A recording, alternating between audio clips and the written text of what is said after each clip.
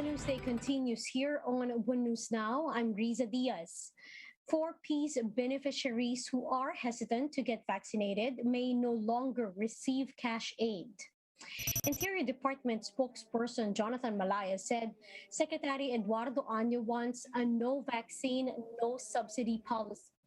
According to Malaya, Año proposed the Social Welfare Department disincentivize beneficiaries who refuses to get their jabs. The DILG assured the public that the government is ramping up efforts to boost the vaccination rate even in far-flung areas. Now, the plan to withhold the 4Ps cash aid from unvaccinated or for unvaccinated beneficiaries drew flack from some politicians. Former Vice President Jejomar Binay, who is running for senator in 2022, said the government may be seen as discriminatory, anti-poor, and unchristian if authorities were to punish only the poor but not the rich and middle class for their vaccine hesitancy. Re-electionist Senator Risa Ontiveros also criticized the Interior Department's proposal, saying the 4Ps law provided no vaccine requirement for recipients. Gabriela Partilis also hit the proposal, saying it is a, quote, lousy scheme to cover up the Duterte administration's slow and inequitable vaccine rollout. President Duterte admits that his family is part of the political dynasties in the Philippines, but only because the Davaoenos want them to lead. Gemma Vansenia is back with the story. President Duterte claims that political dynasties are not bad and are here to stay unless there would be changes in the constitution and culture. Duterte also said that his family is also part of political dynasties in the country. In a speech in Siargao, Surigao del Norte, the president noted that the politicians in the province bear the same surname Matugas, just like in Davao City where his family lead. So, ang mga tao sa akong paghawa na kong mayor sa naka 3 terms ko, gingnan ako mga tao, patawag na ko mga barangay, mamili na ta o muili sa ako. You know, di ba sa ang leader sa among grupo, Pugpong, unanimous yun si Inday. Kaya sa congressman, ang mga barangay captain, kadaghanan, gusto po si Polong. O grabe ko sang vice mayor, ang nagbuot ana noon po, ang iyang igsuon, ang maguwang si Inday. Attorney Francisco Lalo Matugas, the current governor of Surigao del Norte, was the husband of former Governor Sol Matugas. The Matugas family also leads Surigao City, where Ernesto Matugas Jr. sits as mayor, while his family is the vice mayor. Well, kami kasi marami. Pero it's the people who choose and it is through election. Sila nga sa Davao, apat sila. But President Duterte defended political dynasties, saying that this can only be bad if there are drugs and killings involved. Unless you change the whole picture, unless you change the constitution, unless you change the culture, pwede pa siguro. Ang problema sa dynasty, kaning pamilya nga mugunit og usa ka lugar unya suluhon ang tanang negosyo, patyon ang kontra, unya pagkadugay in some areas ang mga mayor na mo'y dula sa droga. Kaya nga rin wala. Aside from the Matugas, the Barbers family is also well known in the field of politics in the province. With the upcoming elections, the parties of the two families will face off in the polls. For News 5, Gem Avancenia, we are One News.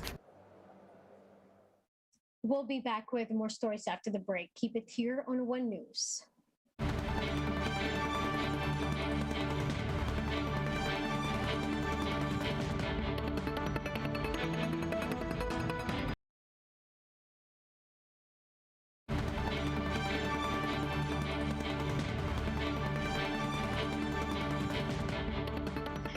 still watching One News Now, I'm Riza Diaz. The National Police recorded over 9,400 protocol violations on Friday, the first day of the implementation of Alert Level 2 in Metro Manila. In Laging Handa briefing yesterday, PNP Chief Guillermo Eleazar said many individuals were out of their homes due to lesser restrictions. Eleazar noted that 10% of the violations were related to curfew, but this is lower compared to the figures during Alert Level 3. Hapon, nakapagtala tayo ng 9,451 na mga violators. Kung ikukumpara natin to, Aljo, doon sa nakaraang 20 days na nasa alert level 3 tayo sa Metro Manila from October 16 to November 4, average daily noon is 9,746.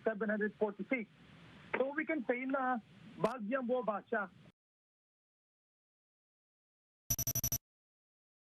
Now, more than 200 public utility vehicles were also halted for not complying to health protocols set by the Transportation Department. Assistant Secretary Manuel Gonzalez said most of the PUVs were given warnings after they were seen overloading. The DOTR recently implemented 70% capacity in PUVs as the agency hopes to bring the sector back to pre-pandemic operations. Sa unang araw pa lang, ang pilot implementation ng 70% seating capacity rule ay nakapagtalang ay up ng higit na 200 mga PUBs na napara. Karamihan dito, punuan po talaga. Iba pa nga ang may mga nakatayo na nasita ng mga enforcer natin na mahigit natin ipinagbabawal. More tourist destinations in the country have started to welcome travelers again as authorities order a freeze on airfare surcharges. Mobile journalist Pamela Vasquez gives us a front seat to the story.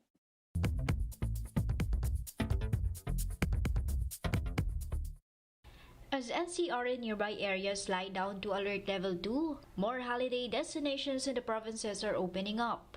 Cebu Pacific announced that 21 out of its 33 destinations are now accepting vacationers. The list includes places that don't require RT-PCR test for fully vaccinated individuals, including Bohol, Cebu, Clark, Dumaguete, and Misamis Oriental. In a separate announcement, AirAsia Philippines said leisure travelers may now fly to Puerto Princesa, Iloilo, Bacolod, Davao, and Tacloban with them. These destinations only require vaccination cards. Malacanang says it's already studying the possibility of allowing foreign tourists to enter. Pag-aaralan natin ang karanasan ng Thailand at kung talaga naman pong meron tayong population protection, wala naman po sigurong basihan para hindi tayo magbukas. Thailand and other countries in Asia are beginning to reopen their borders for tourism. But the daily passenger limit here remains at 4,000. The Civil Aeronautics Board is pushing for this to be raised. Umaasa tayo na sa mga susunod na linggo, sana ay tumaas pa ito at maging 5,000 uli or even more, lalo na sa panahon na ito ng Christmas season. Otherwise, CAP says it will prepare chartered flights to cater to many OFWs trying to come home. Nakahanda kami magkaroon ng special flights, charter flights kung kinakailangan dahil sa ngayon ay meron pa ring limitasyon ang arrival. The board has already ordered a freeze on passenger fuel surcharges for both domestic and international flights until the end of the year. That means airfare should stay steady despite the spike in fuel prices. Mobile journalist Pamela Vasquez, We Are One News. Let's now take a quick look at today's other top stories. Diesel prices and some gasoline products are set to have a rollback after 10 consecutive weeks of price hikes. Unioil projects a 40 to 50 centavo price cut per liter in diesel prices and a 90 centavo price cut for gasoline. The Environment Department says the Manila Bay Dolomite Beach could become swimmable by 2022. The agency is now diverting the wastewater from houses to a sewage treatment plant. Flood waters will also be coursed through a 400-meter-long pipe. From Quezon City to Glasgow in the United Kingdom, Filipino climate activists trooped to the streets on the Global Day of Action for Climate Justice.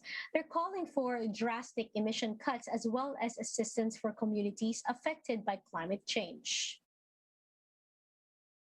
Now, for more updates, visit News 5, the Philippine Star, and Business World Online. Visit our website, onenews.ph, for more in-depth analysis. You can also catch One News on Signal Play app. Register for a free account now at www.signalplay.com and stream One News live anytime, anywhere. I'm Riza Diaz. Mask on, wash hands, and stay safe, Philippines. We are One News.